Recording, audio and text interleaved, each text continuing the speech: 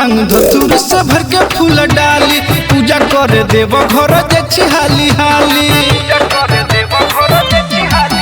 अरे फूल भांग धतूर से भर के फूल डाली पूजा करे देव घर जाछि हाली हाली। बड़ा भगती में ध्यानी अब धरै छही बड़ा भगती में ध्यानी अब धरै छही।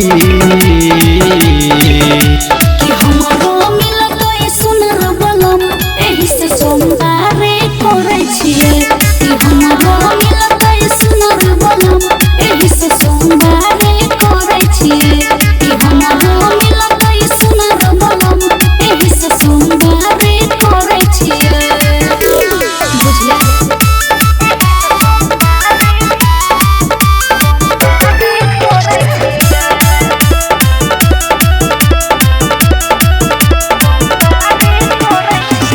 करै छै पूजा खूबे देखबै छै गणपति भोले बाबा पर चढ़ावेला लाइल छही कथी।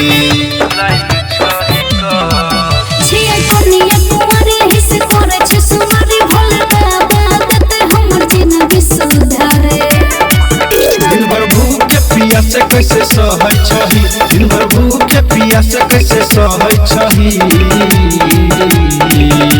कि हमरो मिलतै सुनर बलम एही से सोमवारे करै छियै। कि हमरो मिलतै सुनर बलम एही से सोमवारे करै छियै। कि हमरो मिलतै सुनर बलम एही से सोमवारे करै छियै।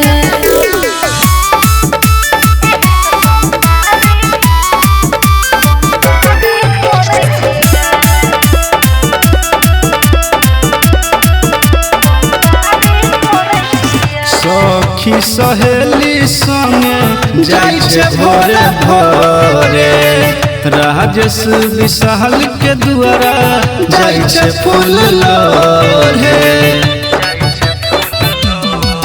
माथे कइले चंदन जपै छियै हरदम एकही नाम बोलै छियै बोलबम। राइटर किस्मत कृष्ण सच कहै छबे राइटर किस्मत कृष्ण सच कहै छबे। कि हमरो मिलतै सुनर बलम एही से सोमवारे करै छियै। कि हमरो मिलतै सुनर बलम एही से सोमवारे करै छियै। कि हमरो मिलतै सुनर बलम एही से सोमवारे करै छियै। की बुझले।